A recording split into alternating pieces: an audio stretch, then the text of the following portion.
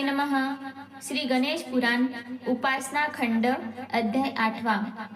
सोमकांताला भुगू सांगतात, गुणवर्धन तो करुण रसे विनत, वदे कामंदा परी तई दया न येई। बहु पापांनी हृदय कठीण होई, वदे कामंद ही तया ब्राह्मणासी। अरे मूर्खा, हे फुकट बोलतोसी। एक माझ्या तू सकल भाषणाला, नको सांगू तू अमित बोधमाला। तू मला कासया बोधतोसी, तुझा बोध व्यर्थमसी। दगडा पुढे ओरडलासी, तेसे असे रे पंडिता। फुकट्या घटा की माझी, कायसा जीवन ओतितोसी। तरी ते त्यात राहील कांजी, येणे परी होतसे। की मध्य प्याला तत्वज्ञान, तेसे मशी हे भाषण। रुचत नसे कायसा शीन, करू पाहसी बडीवारा। ज्यास असे काम विकार, शांत करीत असे नर। त्यास लाज भीड नसणार, हे तुझे ठाऊक नसे की जो करी द्रव्य संचय, त्यासी असे दया काय। व्यर्थ विनवणी ही होय, तेसे पंडिता जाण पा। की वायसाशी पवित्रता, की जुगाराशी सत्यता। की नपुसकांस धीरता, साधेल कैसी। की सर्पाशी समा, पाहिलीस का विप्रोतमा। ऐसे शिकार न मिळे आम्हा, तरी कायसया सोडावी। ऐसे भाषण करुनी, तो त्या विप्रास वदित असे दुष्ट। येणे परी कामंदे, ससरावधी विप्र मारिले सुष्ट। नमुन्यासाठी भूपा, तुझला कथिली लहान अशी गोष्ट। वृद्धापकाळ येता, कामंदासी बहुत हो कष्ट। नाना परी व्याधींनी, जर्जर झाला बहुत कामंद। परिवारासह सेवक, हेडसती त्या नसेच आनंद। संकट समय भूपा, आठवला त्यासी एक द्विज मित्र। त्याते पार्थून आणि, त्यासी म्हणे इतर आणून मित्र। विप्राच्या भिडेस्तव, आणि तसे भीत येती त्या सदना। कामंदाने पुशिले, घेता का दिल्यास बहुदाना। एकूण विप्र म्हणाले, तव दानासी आम्ही नच शिवावे। तू पापी बहु मोठा, म्हणून तुझशी आम्ही न बोलावे। घेता दान तुझे बा, किंवा भाषण करुनी तव पापे। आम्ही पापी होऊ, म्हणून जातो नको तुझी पापे। विप्र घराशी येता, त्या पाप्याचे दिसे आम्हा वदन। त्यासी भाषण झाले, पापाच्या शालनार्थ ते स्नान। पापक्षयार्थ त्यांनी, अवमानाचा समग्र जप केला। या परी प्रायश्चित्ते, विप्रांचा संग हा पुनीत झाला। इतुके झाल्यानंतर, कामंदाची उडे पहा धुंदी। पश्चातापे रक्षा, पापांची होऊनीचे हे शुद्धी।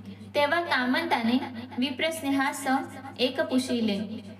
श्रीमद गणेश मंदिर, तेथे विपिन असेच देखिले। पापक्षयार्थ जे धन, संकल्पित करून ठेविले निकटे। ते त्या जीर्णोद्वारा, खर्चावे धन असे मला वाटे। ऐसे वदून तेव्हा, आरंभी इष्ट कार्य बहु नेटे। होते लहान मंदिर, आता धरी लांब रुंदसे मोठे। देवालयास चारी, बाजूंनी चार भव्यसी द्वारे। फुलपुष्पयुक्त ऐसी उद्याने, भोवती लता भारे। तेसाच चार कोणी, बांधियाला चार वापिका नामी। बहुतेक खर्च झाले, उरले ते सर्व वारसा नामी। नंतर काही दिवशी, यमसदनात जाय पापी कामंद। यमसेवक बहुता परी, शासुनी करीती तयास अतिमंद। पुढे कामंदा यमदूत यमापाशी, उभे करीती नेऊन पुसायाशी। चित्रगुप्ताने तया पुशिले, पाप पुण्याशी साच निवेदिले। अधि भागीशी काय सांग पाप्या, पुसे कामंदा चित्रगुप्त पाप्या। अधि भोगी मी पुण्य कर्म भोग, म्हणून कामंदा जन्म राजयोग। असे भुवरी तो सौराष्ट्र एक प्रांत, तिथे जन्मसी तू राव सोमकांत। ऐसी ऐकुन्या पूर्वजन्मी गोष्ट, राव शंकी तसा दिसे ज्ञानदृष्टी। अशा समयासी घडे चमत्कार, भूप देहांतून उडत पक्षी फार। तया टोचून या बहुत शिनविले, मनी संशय हे त्यास जाणविले। जया जयाची मुनिवर्या, पशु पक्षी याच ठाया। वैरभाव सांडुनिया, नांदती ऐसे देखिले। ऐसे असता मज विव्हलाशी, काहो पिडिले या ठायाशी। काही अपराध घडे मशी, सांगावे जी मायबाप। मी आपणाशी शरण आलो, मी अति दीन झालो। मी रोगांनी कष्टलो, यास्तव दया करावी। रक्षण करणे आपुले ब्रिदे, यातना मुक्त करा प्रसादे। या परी राव मुनीशी वदे, क्षणाक्षणा नमुन। ऐसे वदता सोमकांत, तुवा संशय धरला मनात। त्याचे फल तुला तेथ, प्राप्त झाले भूपा हे. मुनी वदती सोमकांताशी, आता भिऊ नको मानसी. विश्वास ठेवी मम वाक्यासी, धीर धरी भूपा हे. हुंकारिता त्या समयाशी, पक्षी सारे सहजेसी.